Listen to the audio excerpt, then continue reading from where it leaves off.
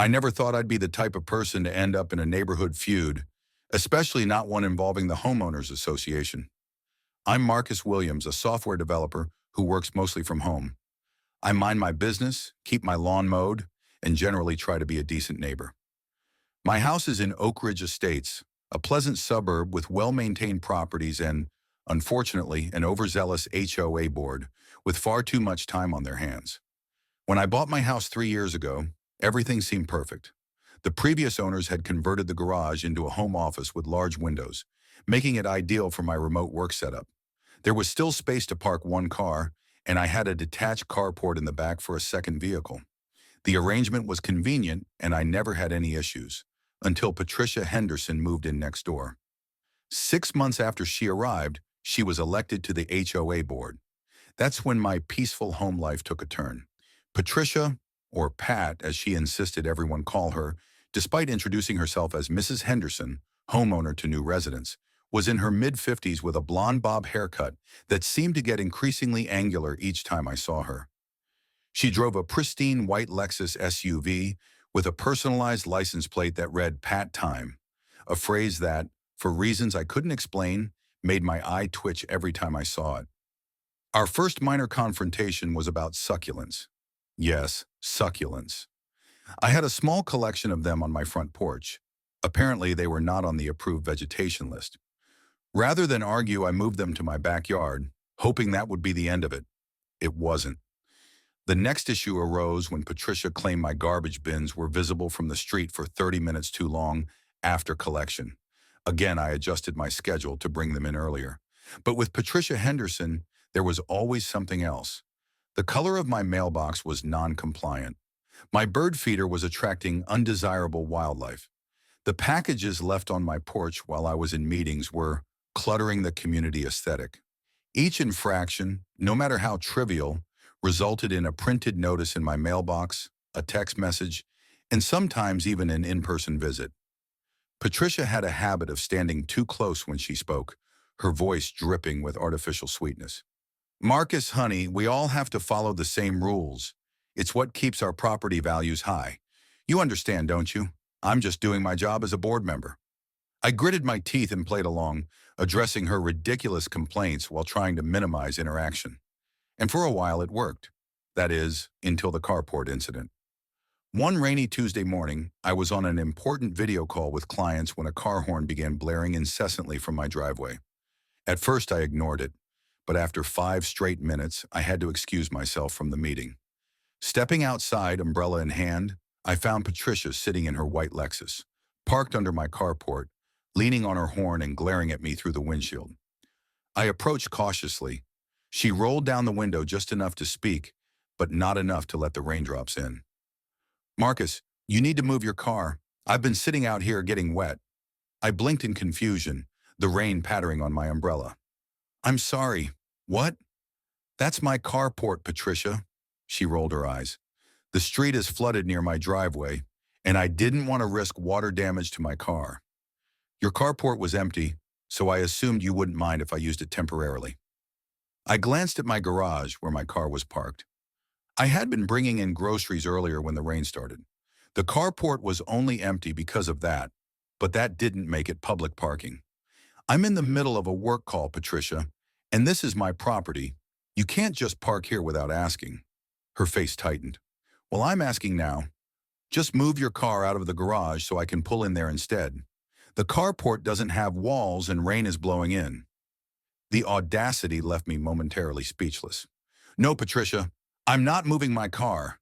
This is my property, and I need you to leave now.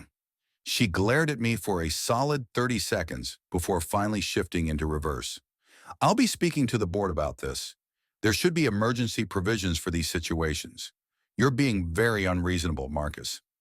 As she backed out, she deliberately drove through a puddle, splashing muddy water onto my shoes and pants. That evening, I received an email from the HOA titled, Proposed Amendment for Community Emergency Vehicle Accommodations. According to the proposal, residents with excess parking accommodations would be required to make them available to neighbors during emergency weather events. Patricia was listed as the contact person. I sighed and forwarded the email to a lawyer friend who confirmed what I already suspected. They couldn't force me to let others park on my property. She helped me draft a firm but professional response, sent to the entire board, not just Patricia, making it clear that my property was not a communal parking lot. I thought that would be the end of it. I was wrong. The following weekend, I returned home from grocery shopping to find something that made my blood run cold. Patricia's white Lexus SUV was parked inside my garage. Not the carport, inside my actual garage. The garage door was open. Her vehicle was parked neatly inside, and Patricia was nowhere to be seen. I sat in my car for a moment, trying to process what I was seeing. How the hell did she get in? Then it hit me. During a previous HOA inspection, Patricia had asked for access to check some wiring that was supposedly visible from outside. I had given her the code to the exterior keypad, never thinking she would abuse it. There was a note taped to the interior garage door. Marcus had to attend an emergency board meeting. My driveway is being resealed today, and I couldn't park on the street because of the construction on Maple. Used your garage since you were out. Thanks for understanding. Pat. I stared at the note in disbelief. She had entered my garage without permission, used my door code without authorization, and left her car in my space with nothing but a casual note, as if we had some sort of arrangement. Enough was enough. I closed the garage door, went into my house, changed the code. Then I disabled the manual override button inside the house by removing its battery. Finally, I texted Patricia a simple message. I see you've parked in my garage without permission. The code has been changed. Please contact me when you return so we can discuss this breach of privacy. 3 hours later. Marcus, I need to get my car. Please open the garage. I waited 15 minutes before responding. I'm in a meeting. We'll be free in an hour. In the future, please don't enter my property or use my garage without explicit permission. 10 minutes later, my doorbell started ringing. I checked my security camera. Patricia was standing there, repeatedly pressing the button while talking animatedly on her phone. I decided to let her wait, because this time, I wasn't going to let her get away with it. Patricia was still standing on my porch, her finger jabbing at the doorbell like she was conducting a one-woman orchestra of entitlement. Her lips moved furiously as she paced, phone pressed to her ear. I could only imagine what she was saying. I let her stew for another 10 minutes before finally opening the door. Patricia, I said, keeping my voice calm, what can I do for you? She spun around so fast I thought she might get whiplash. What can you do for me? She repeated incredulously, her face already flushed with anger. You locked my car in your garage, Marcus. This is completely unacceptable. I have an important appointment, and you are holding my vehicle hostage. I could call the police for this. I leaned against the doorframe, arms crossed. For what exactly? I asked, my tone deliberately neutral. She opened her mouth, then closed it, nostrils flaring. You entered my property without permission, I continued, used a security code that was provided for a specific one-time purpose, and parked your vehicle in my private garage without consent. If anyone should be considering calling the authorities, it would be me. Her face twitched. It was an emergency, she snapped. My driveway is being resealed, and I had nowhere else to park. I assumed you wouldn't mind. That's not an emergency, Patricia. That's a failure to plan ahead. You could have asked a friend to drop you off, used street parking further down, or, God forbid, called a rideshare. Instead, you decided that my garage was available for your use without asking me. She huffed. Neighbors help each other, Marcus. That's what a community does. I sighed, shaking my head. Help is something you ask for, Patricia, not something you take. Her lips pressed into a thin line. Are you going to open the garage or not? I exhaled slowly. We need to be clear about boundaries first. Do you understand that what you did was inappropriate and a violation of my privacy? Her fingers curled into fists at her sides. You're blowing this way out of proportion, she hissed. It's just a garage. Not just a garage. My private property. I paused, letting the words sink in. So before I open that door, I need to hear you say it. I need you to acknowledge that you overstepped. She looked like she might combust on the spot. Her face was an alarming shade of red, and I half expected steam to start billowing from her ears. But I stood my ground. Fine, she finally ground out through clenched teeth. I should have asked before using your garage. Happy now?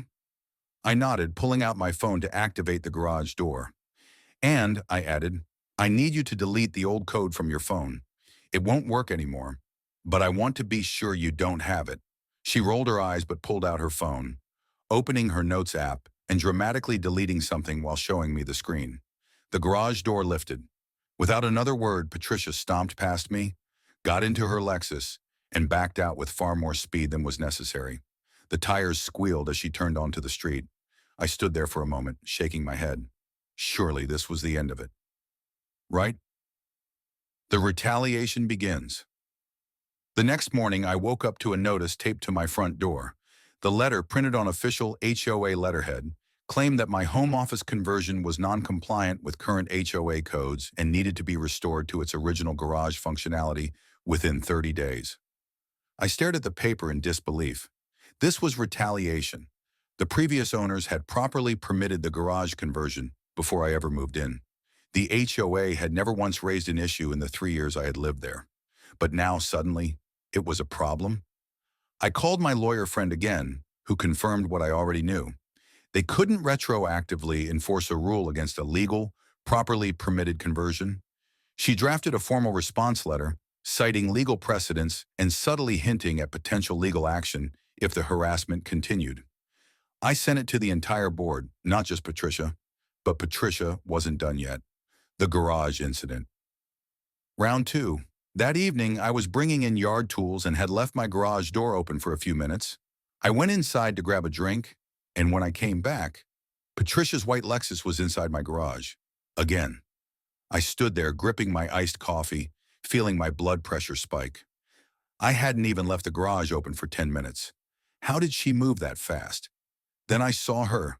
Patricia was casually walking down the street, away from my house, like she had just parked in her assigned spot. No note this time, just pure audacity. I clenched my jaw and pulled out my phone. I wasn't playing this game anymore. I walked inside and grabbed my toolbox. An hour later, I had installed a heavy-duty padlock on the inside of the garage door.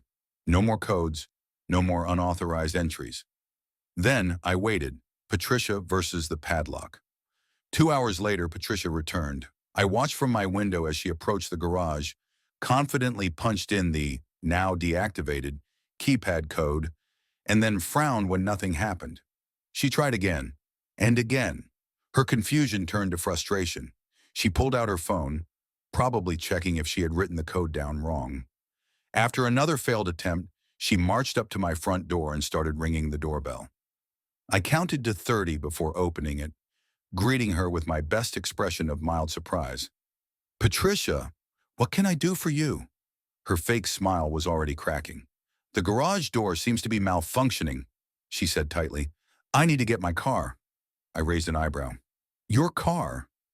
In my garage? Again?" She pursed her lips. I assumed it would be fine since the door was open. I let out a slow breath. "Patricia, we just had this conversation." She crossed her arms. "Look, I don't have time for this. Just open the garage." I shook my head. "Not until we have a clear understanding." Her eyes narrowed. "You locked my car inside on purpose, didn't you?" I shrugged. "I secured my property after repeated unauthorized use. That's what responsible homeowners do." "You're holding my car hostage," she seethed. "I'm protecting my property from repeat intrusions." Her voice rose. "I'll call the police." I gestured toward my security camera. "Go ahead. I have footage of you entering my garage without permission. Twice." She froze. I leaned in slightly. "If you want to involve law enforcement, let's do it. I'd love to have this documented." Her expression flickered. Anger, uncertainty, and finally something that looked a lot like defeat. Her jaw clenched. "When can I get my car?" I checked my watch. "Tomorrow, 9 a.m. Her hands balled into fists. "That's outrageous." I shrugged again. "Actions have consequences, Patricia." She glared at me for a long moment. Then with an angry huff, she turned on her heel and stormed off down the street. I watched her go, shaking my head. Patricia thought she was untouchable, but she was about to learn something very important. Actions have consequences at exactly 9 a.m. The next morning, Patricia arrived with reinforcements. She wasn't alone. Two other people I recognized from HOA board meetings, Howard Johnson and Diane Miller, were trailing behind her, both looking uncomfortable but clearly there for a reason. I sighed, already knowing how this was going to go. Patricia wasn't here to just get her car. She was making a scene. I opened the front door just as they approached. "Good morning," I greeted them pleasantly. "Right on time." Patricia didn't even attempt to fake a smile. "Marcus, these are board members," she announced stiffly. "They're here to witness this situation and ensure there are no further misunderstandings." I nodded. "Excellent. More witnesses are always helpful when documenting inappropriate behavior." Patricia's jaw clenched. "Just open the garage." Howard, the older of the two board members, stepped forward with an apologetic smile. "Marcus, Patricia has expressed some concerns about ongoing disputes. Perhaps we could sit down and discuss this like neighbors." I folded my arms. "I'm always open to reasonable discussions, but let's be clear about what's happening here." I turned to Patricia. "You have repeatedly entered my property without permission. You used my garage without consent multiple times. And now, after being confronted, you've retaliated with fraudulent HOA violations and harassment." Diane, the other board member, frowned. "Patricia, is this true?" Patricia waved a dismissive hand. "He's exaggerating. The first time I left a note." "A note is not permission," I interjected. Diane's frown deepened. "You told us he had agreed to let you park there temporarily and then maliciously locked your car inside." Patricia's face turned a shade of red I hadn't seen before. "That's what happened." I pulled out my phone. "I have security camera footage." Howard's eyebrows shot up. He turned to Patricia. "Wait, you parked in his garage without permission? More than once?" She crossed her arms. "It was an emergency." I laughed. "Your driveway being resealed is not an emergency, Patricia. That's called poor planning." Howard let out a slow breath. "Patricia, you made it sound like this was a simple miscommunication, but it sounds like you repeatedly used Marcus's property without his approval. That's a serious issue." Diane nodded. "This isn't looking good, Patricia." For the first time, I saw uncertainty in Patricia's expression. Howard cleared his throat. "Let's just get Patricia's car and take this discussion to the community center instead of Marcus's driveway." Patricia looked like she wanted to argue, but instead, she marched into the garage, got into her Lexus, and backed out, slamming the door behind her with unnecessary force. I thought that would be the end of it. I was wrong.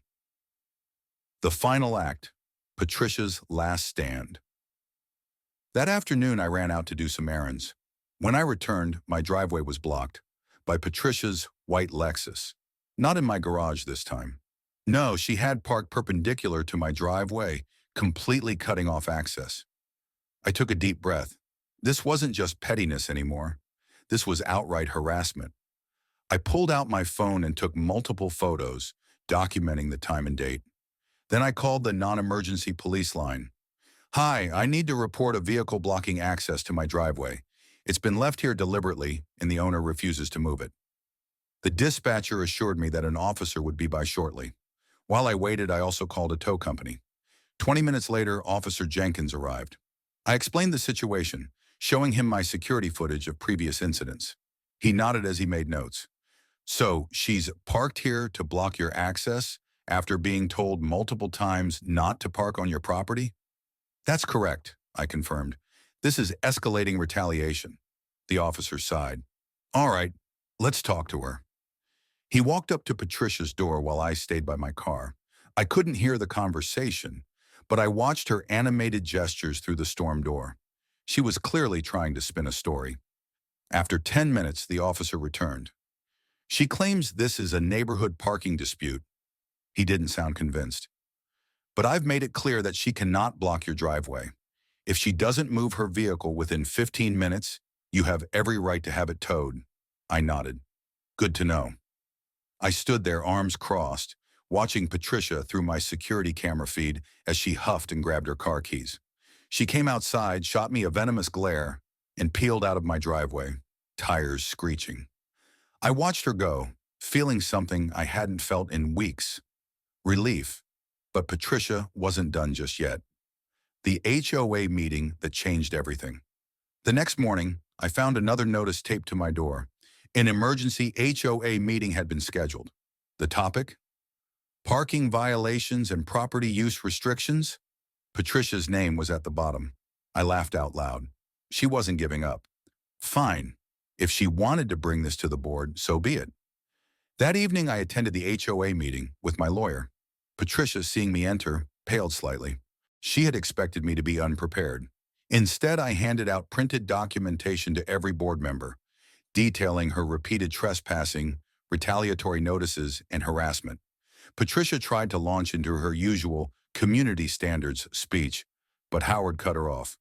Patricia, I think we need to address the real issue here. Then the floodgates opened.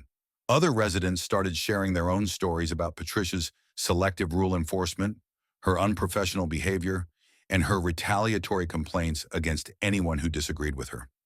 What Patricia had intended as a public attack on me had backfired spectacularly. The board took a vote.